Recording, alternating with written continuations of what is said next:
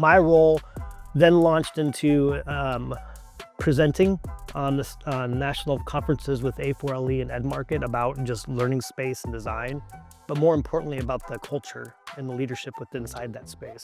You know, when you're building a new building and you want that aha factor, that wow factor, that wears off. What should we be anticipating, not just for the next 5 years, but beyond? That visioning session helps our teams understand what they like, what they don't like. You hear everything from like that rattly air vent to the lights are very dim, you know, all the things that come involved into in their current space.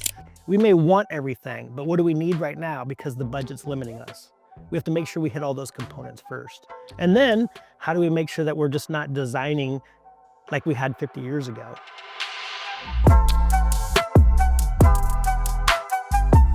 All right, welcome back to the OnCenter podcast. We're here with Brian Proctor, from guiding students through halls of an elementary school to guiding architects in designing those very halls.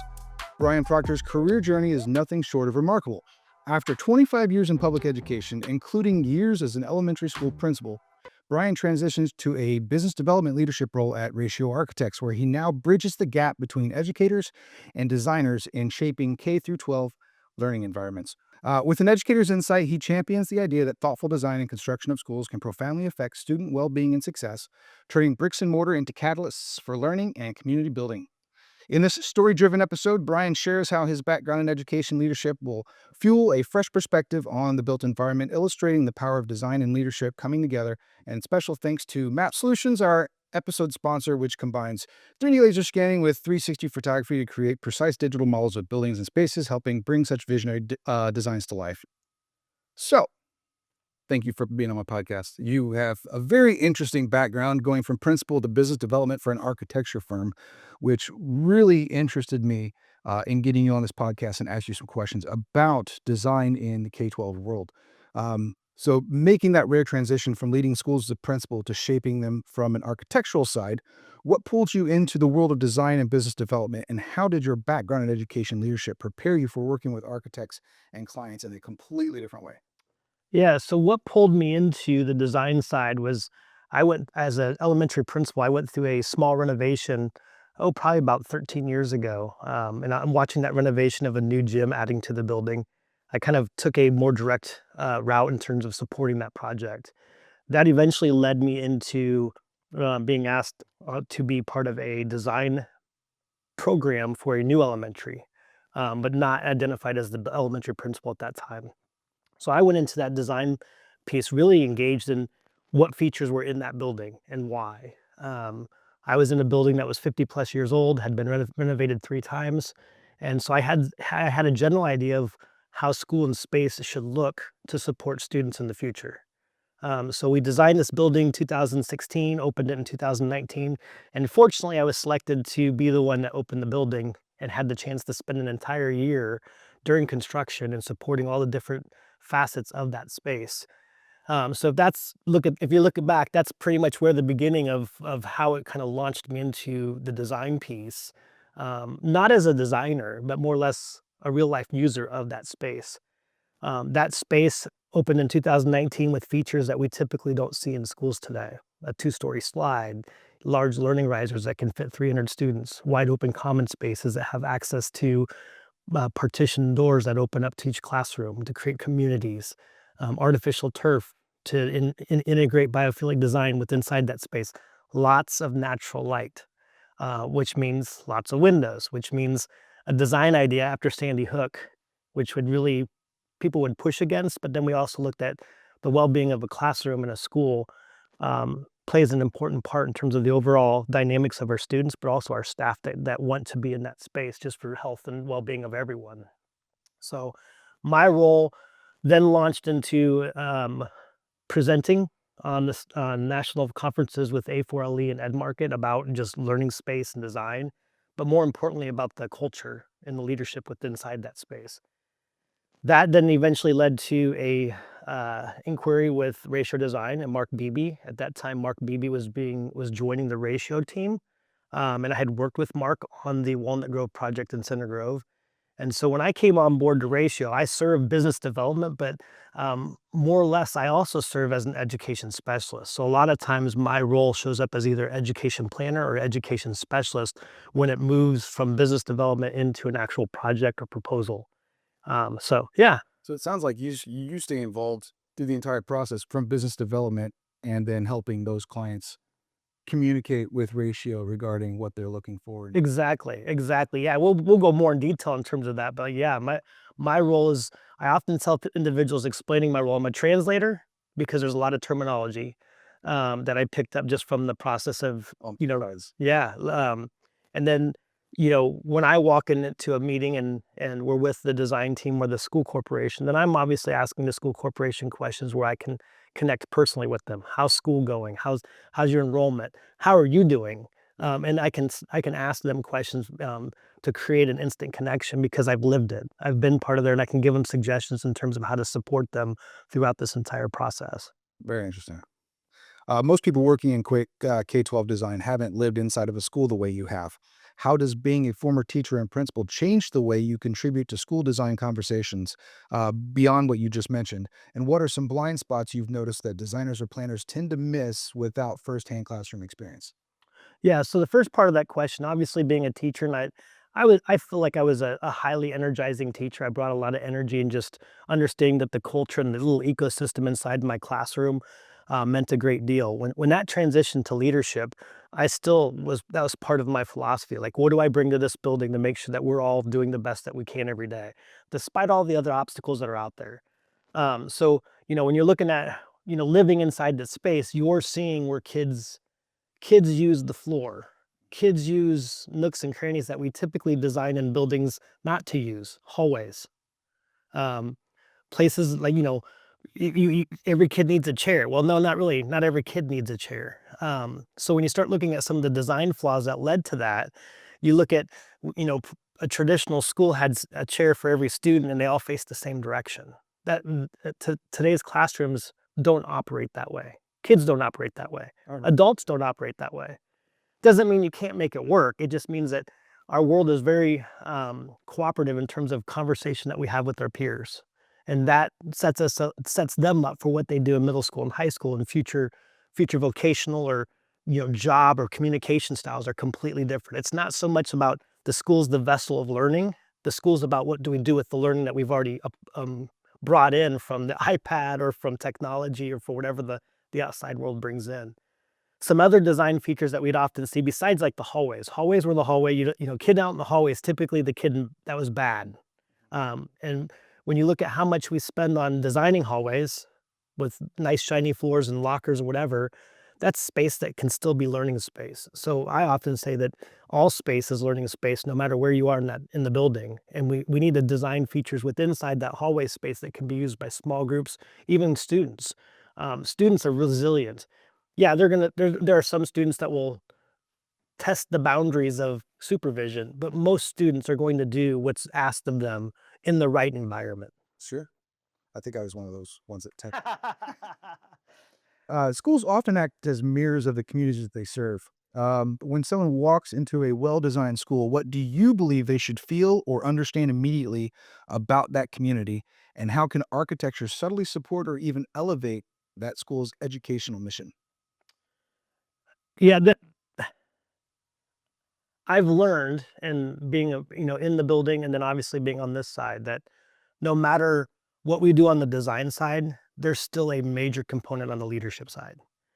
We could take any building and create a warm, welcoming space that someone, when they walk in that front door, understands the culture and the ecosystem they're walking into. Um, so what we design and how we design it, like, I think the biggest thing is making sure that when students walk in, when you hear students say, "Holy cow, they designed this school for me," they're seeing features within the school that they resonate with. And I'll highlight it on another question down the road about one of my favorite things I like to put in schools, or at least push for. But kids will say that. When staff are retaining in are staying in the system because of the updated lighting and all the different features, that's in a new build. When you're building a new building and you want that aha factor, that wow factor, that wears off. Like, it's what you do to make the wow factor kinda complement the culture that you establish with inside that space. Gotcha. So, how does architecture support or elevate the school's educational mission?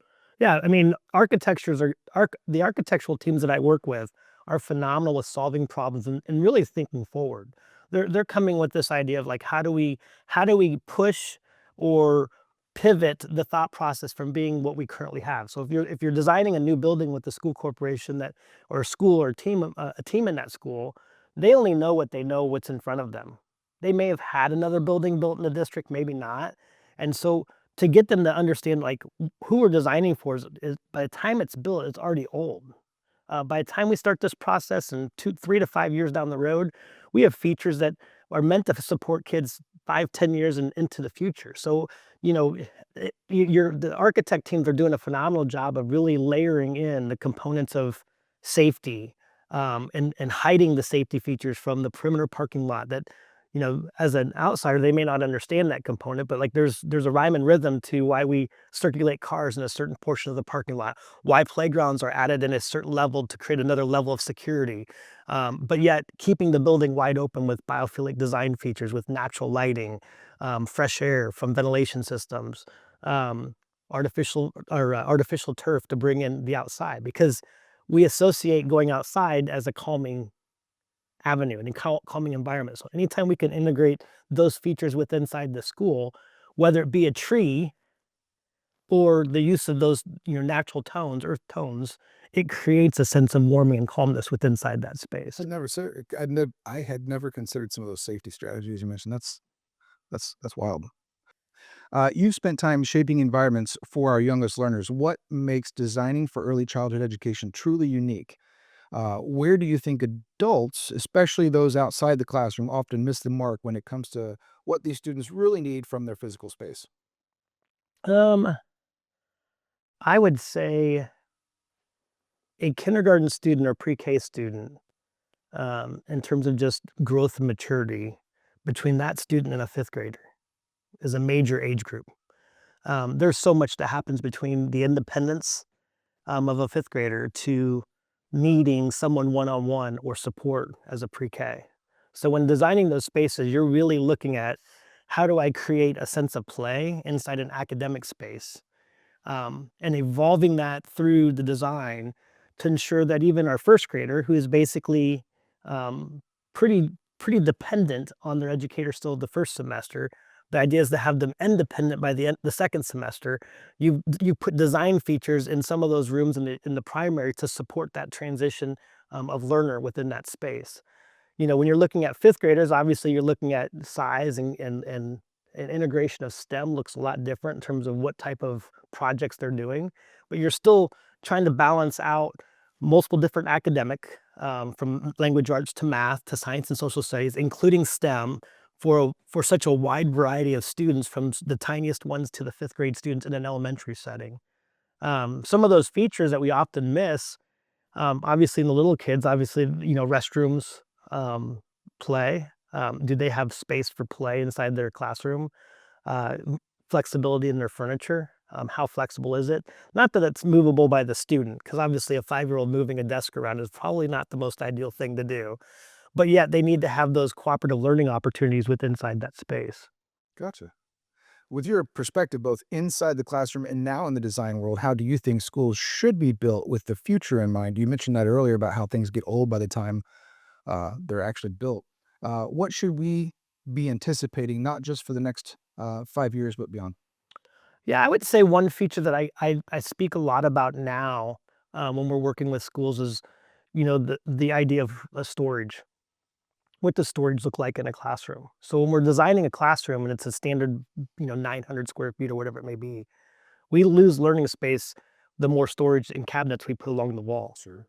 And with the increase in innovation with storage, mobile storage, and things like that, and even in technology, how do we how do we capture the learning space being all four walls versus two walls after we've installed cubbies and lockers and you name it with inside a school? So we can sometimes take away one third. In some situations, I've seen half the walls filled with storage and cubbies. Interesting. So that's one feature that I've often talked about, like in terms of like, instead of fixing that cubby against the wall with a fixed mounted cabinet, let's make it mobile so that that cabinet can be moved or shifted however we may need it. Because when a kid comes in, they're dropping off their backpack and their coat, and they need it again for recess. When they need the materials, how do they have equal access to all the materials at any point in time and storage that's around the room? Well, now that storage has storage for backpacks and coats underneath it as well. So you're looking at the use of integrating all these new advancements in terms of mobile storage, but also capturing the fact that we want all the exterior walls to be part of our learning space instead of just the window that faces outside and the wall that has the dry erase board. Very cool. So not all schools are created equal. In funding, access, or facilities, in your opinion, how can architecture serve as a lever for educational equality? And can better design help close those gaps in engagement or access, especially for underserved or the neurodiverse student population?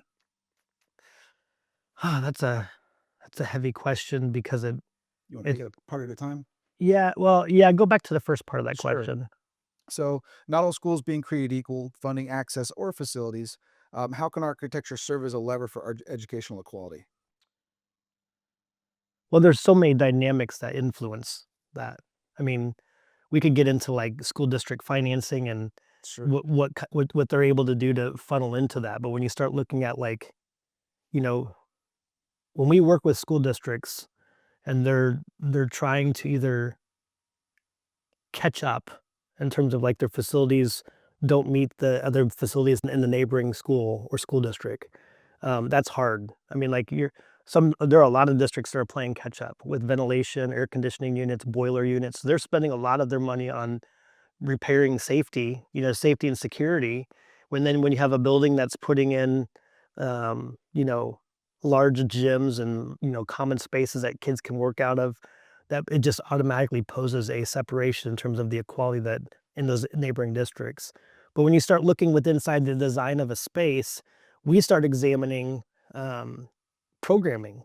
I mean, when you look at programming and you look at do students that have some type of identification have equal access to instruction in a classroom? They may have a special ed IEP or something that restricts what their current layout may be. How do we pull a resource room closer to their gen ed classroom so that a second grader who's been traditionally going all the way down the hallway to meet with his resource teacher, he's actually walking around the corner to his resource teacher near his grade level, and he doesn't feel like he's isolated from his peers. So there's ways of, from an architectural standpoint, really looking at the programming to support creating a more balanced approach with inside the building without even having to do renovations and major building improvements. Gotcha. The second part of that question was, do you think better design can help close gaps in engagement or access, especially for the underserved or the neurodivergent student populations?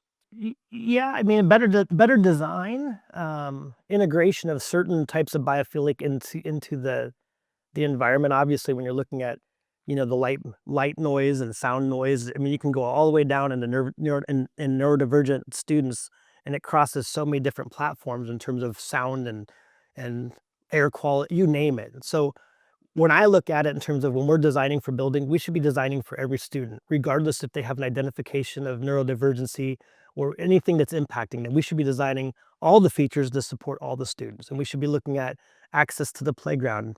How, does a student have access to a ramp to meet the same level of its peers to get to a slide, whatever it may be. So you should be looking at all assets in terms of, um, you know, space that they can go into, that they can climb into, that they can learn from. Can they get access quiet space? Do they have access to cooperative learning in the common spaces? So you're really looking at all the different features that we put in there and saying, does every student have the ability to learn in this space? That wasn't something that was present when we were in school. Mm-mm. Everybody was pretty much standardized, Mhm. and yeah, I love I love the fact that that's evolved, and especially in the design world. Bringing educators into the design process sounds great in theory, but how does it actually work in practice? What's your approach to making sure the voices of teachers, students, and administrators aren't just heard, but meaningfully integrated into a school's design? Yeah, so that kind of applies to like what my role is with Inside Ratio and our teams that are doing K-12 projects. So when we roll into an actual project with the school district, I'm involved in the stakeholder visioning engagement sessions with the community, the teachers, the staff, whatever it may be, even the students. That visioning session helps our teams understand what they like, what they don't like. You hear everything from like that rattly air vent to the lights are very dim, all the things that come involved into their current space. They're evaluating things that have impacted their teaching or the ability to do future teaching programming. We take that back with our team, and then we may start into a schematic design in terms of like a concept of or a concept design in terms of what this building could look like. And my role with the team is really saying, yeah, how can we do a better getting kids in and out of that space? I'm looking at safety and security in terms of students evacuating the building. I'm looking at, tornado drills, little things like that. Where do they go for this space? I'm also looking at transitioning of students from one area to another area. Like they're going from their classroom to a noisy area, which is music, art, PE, whatever it may be. How does that transition look? Does it pass volumes of classrooms that may cause a lot of distractions? So really looking at transition of students and on the programming side, did we meet all the programming needs and future needs, which we don't know, but do these spaces provide the ability to be an amphibian and change easier in the future than in the past when we put in a massive computer lab, and to change it to a classroom, it required all the drops to be removed and all the desks to be removed, all the outlets to be removed. So how do we create easily flexible classrooms that can adapt to whatever need may be for 20 years out? Once it gets into the actual schematic design and the actual program, and we're having design meetings with the school corporation, then I'm asking for those clarifying questions from them. Like, what are we missing on the programming side? When our team is asking those questions, then I can provide that clarification. Hey, they're referring to their rotation schedule. They need to make sure there's an extra Spanish class because every student's going to go to it. There's 5 rotations. It happens Monday through Friday. So what they're sharing they need, I can then translate back to making sure our team has those components with inside the design. And the overall purpose is to create efficiency so that you can speed up that process. You've listened, you've heard. We can't do everything. We have a need and a want. Like we may want everything, but what do we need right now because the budget's limiting us? We have to make sure we hit all those components first. And then how do we make sure that we're just not designing like we had 50 years ago or even 5 years ago? How do we make sure we're designing to meet the needs for students that we don't know what they'll need 10 years from now? There's a lot of considerations. Oh, yeah. That sounds really overwhelming. I'm surprised that more architecture firms don't have someone like you that they've recruited to help out with that. You've led both school communities and now strategic development inside an architecture firm. What are the leadership traits that have carried over between those two worlds, and where did you find you had to evolve your style when you stopped in the when you stepped into the AEC space?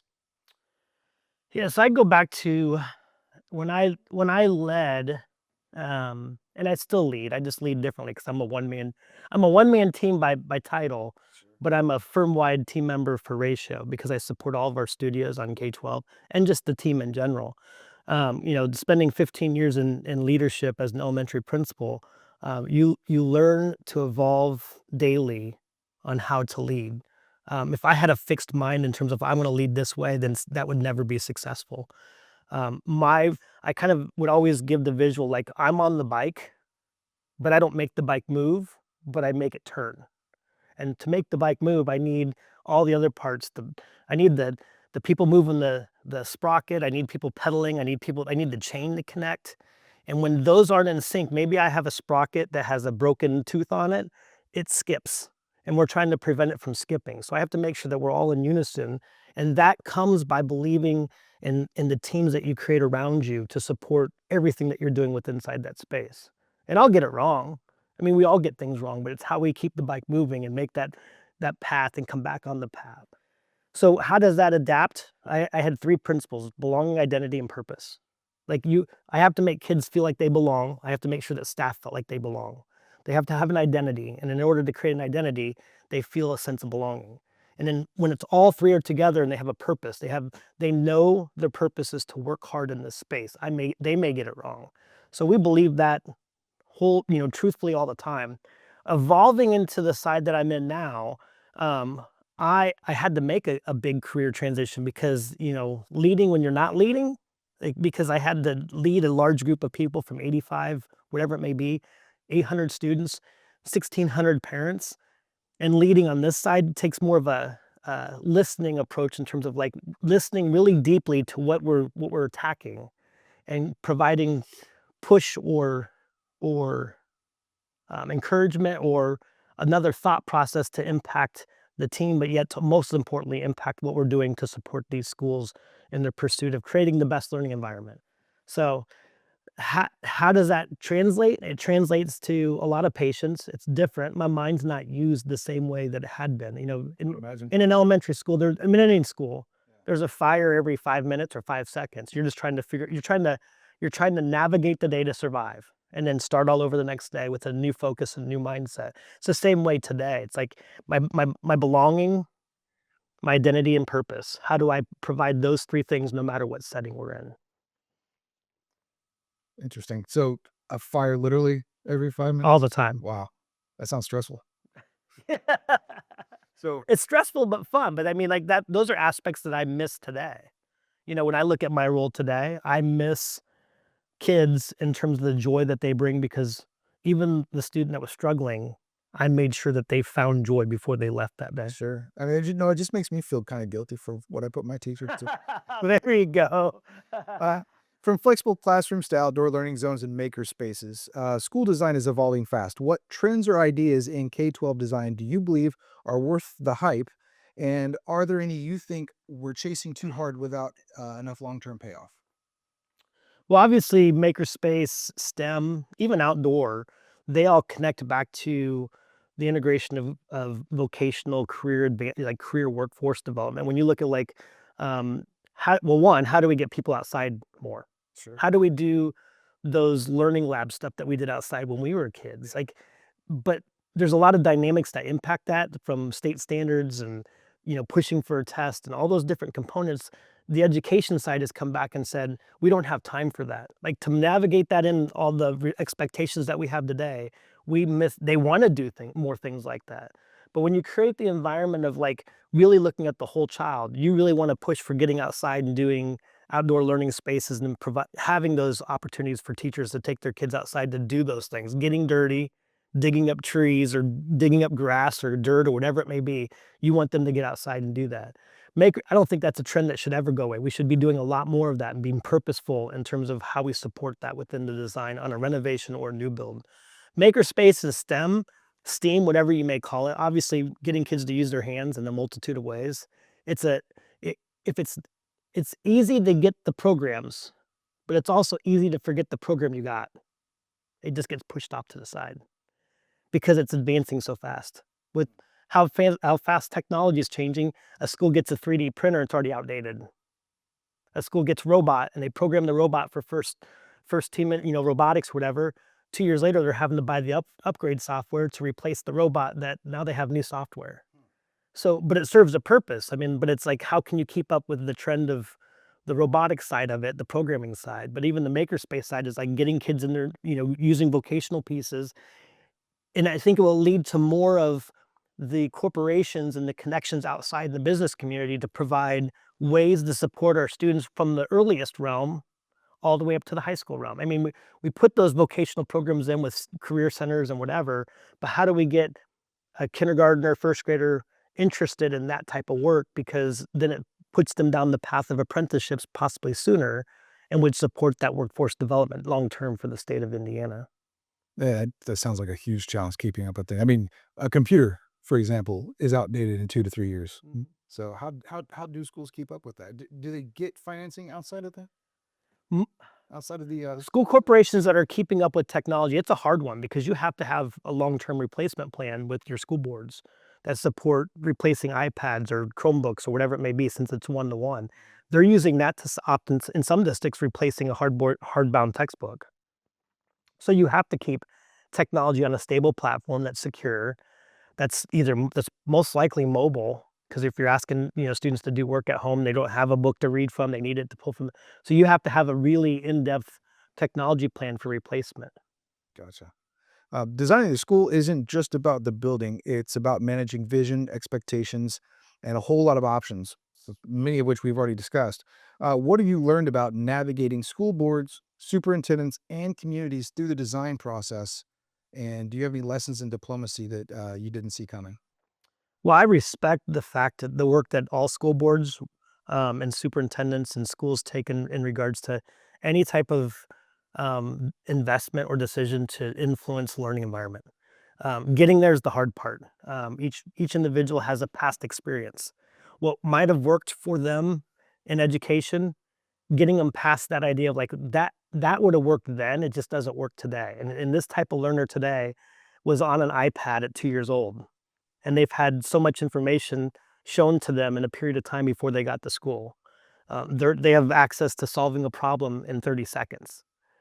25 years ago, we didn't have access to solving a problem in 35 seconds. We had to go to the Dewey Decimal System. We had to check out a book. We had to go through the encyclopedia. It took time to get that information to prove or disprove what we know. So that aspect of how school was and how schools should be has really evolved.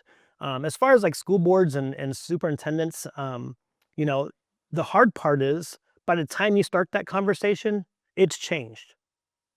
So when you start that conversation, either at the very beginning of we want to do a project or we're doing a project, it's evolved. School board members have been voted in, voted out. Now you're catching those individuals up. Superintendents have left.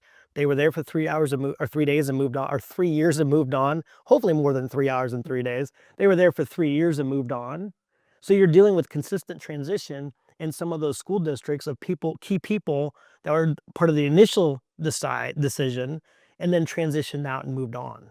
So you're dealing with the constant evolving of team, and you're just going back to your vision as this, and the vision changes, it evolves, and it should always evolve. Your vision should always be evolving to meet the needs of the students and how we can think forward. But you're also dealing with the dynamics of navigating school boards and superintendents every time. Is diplomacy an issue? Always, Always. yeah. Well, rightfully so. I mean, like Sure. if you look at the individuals that they ran for school board for a purpose, whatever that purpose may be, right or wrong, politics, whatever it may be, they still have a purpose. They're investing their time to make a decision and to hear a group feel heard. And that's why they had the most votes to get voted in. But it's trying to navigate those personalities or unique ideas, or and some have gone through strategic decision making, some have not. So it's like you really haven't evolved, you're really having to look at the school board as a whole and go, who's been through strategic decision making? We're gonna win, we're gonna agree, and we're gonna disagree, but how do we move forward as a whole? And that's a process. Gotcha. Um, there's a growing movement to design schools around student and teacher well-being. From your perspective, what does it look like when a building truly supports mental health, inclusivity, and connection, not just through policy, but through its walls, furniture, light, and flow? Yeah. Well, I mean, we didn't have, it wasn't perfect, but I love, and I go back and reflect on my time at Walnut Grove, the building I opened in 2019. Being designed in 2016, opened in 2019, the second half of that year, we experienced COVID. And this was a group of staff members that came from 5 other buildings within inside the school district to join that building. And things that were different in that building were remarkably different than the other 5 buildings in the district. I mean, when you talk about the integration of glass, and when I say glass, like natural light being, you could leave your lights off and have natural light with inside every space for a reason. It was tilted on the lot or the site purposely to gain natural light at all times. Tunable lights to allow the teachers to dim the lights with inside that space with multiple different phases from like 50%, 25%, or even different color tones with inside the light. Um, you look at like sound and acoustics, that matters in terms of the type of acoustic tile that you put in the ceiling or even the hallways or even the large group spaces. Access, visual access in the hallways for kids. And this is why it matters. If you're in an older building that has been renovated 3 or 4 times and you're a new kid joining that school, your first question is, how do I get to the principal's office? You could take walks all the way around that building with your teacher, but when other kids are in the hallway, it becomes, distorted or whatever it may be. Or if you're sick, the first thing you want to do is get to the office. So you create paths of simplicity so kids can get to the nurse's station, which we went back and was like, okay, our attendance was the best that we'd experienced because we had We had reduced that stress level. We had reduced the light noise, because of old, you know, old lighting systems that were inside schools.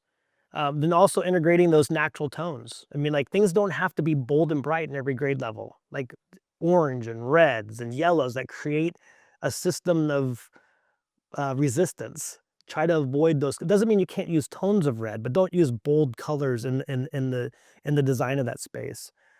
Airflow, like the ventilation systems that you select in terms of bringing in 100% outside air, make a difference. You can still put humidifying systems on them, but you're pumping in 100% of natural air into that space because that's gonna just obviously ease the space and what we're doing inside that space.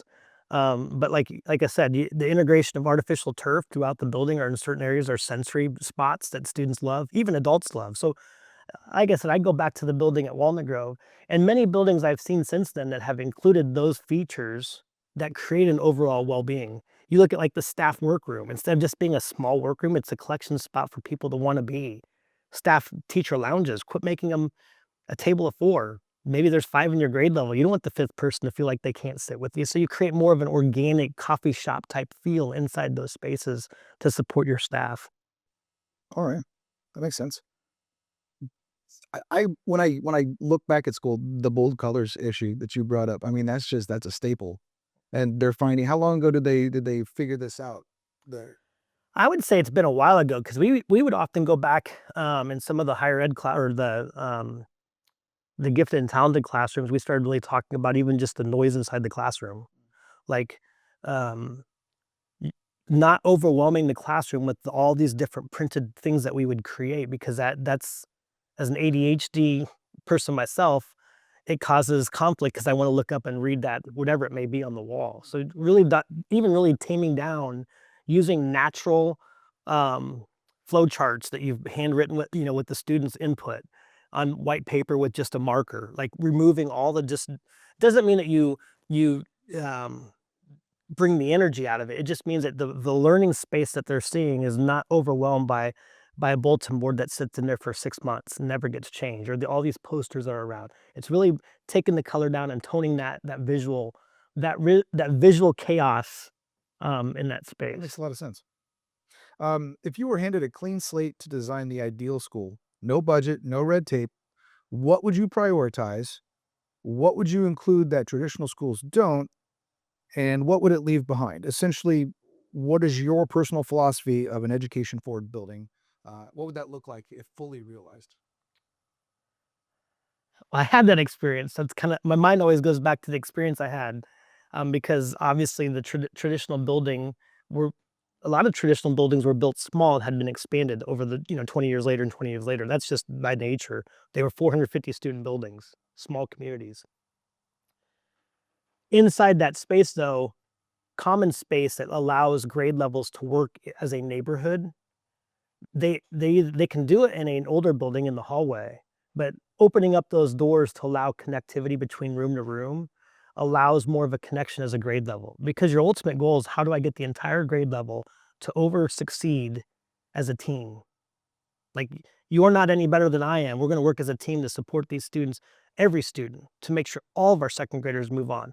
So I really like the idea of community and neighborhoods and allowing common spaces or that they can work collaboratively between grade levels and or between the grades is a feature that I really support. Um, open open ideas of a media center. Like, what does a media center look like today? It looks different than 10 years ago. We want kids to use books, but kids are only selecting books that have a fancy cover. If they see the spine, they pull it out and they look to see what's the cover. And then they look on the inside and they love graphic novels because it's very simplistic to them.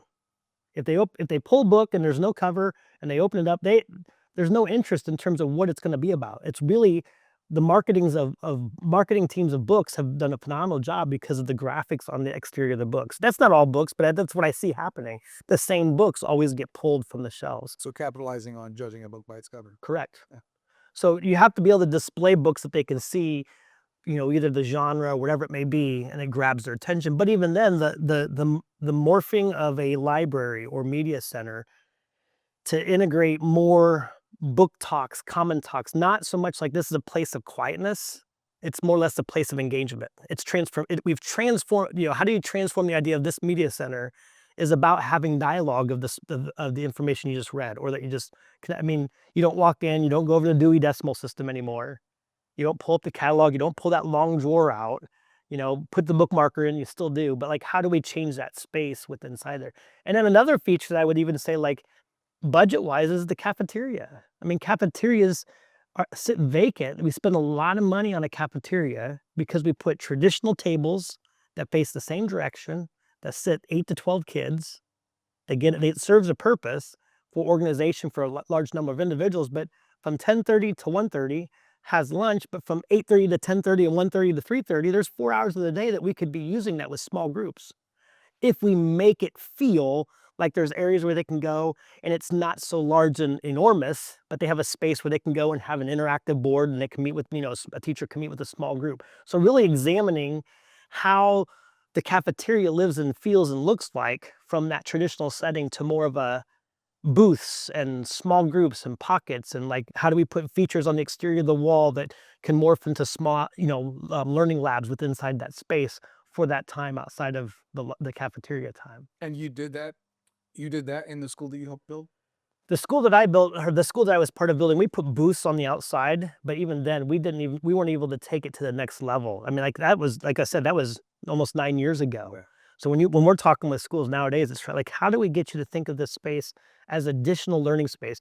Like, we always talk about, well, when we hit capacity, we need a small place to work with kids.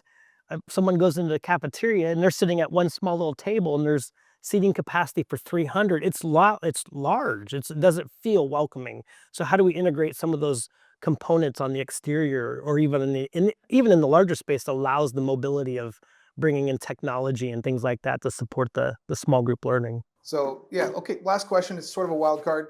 Uh, I'm thinking in terms of soundtrack to a school, right? So if every school had a soundtrack that played over the loudspeakers to match its design and energy, what genre would yours be? And what does that say about what you think a school should feel?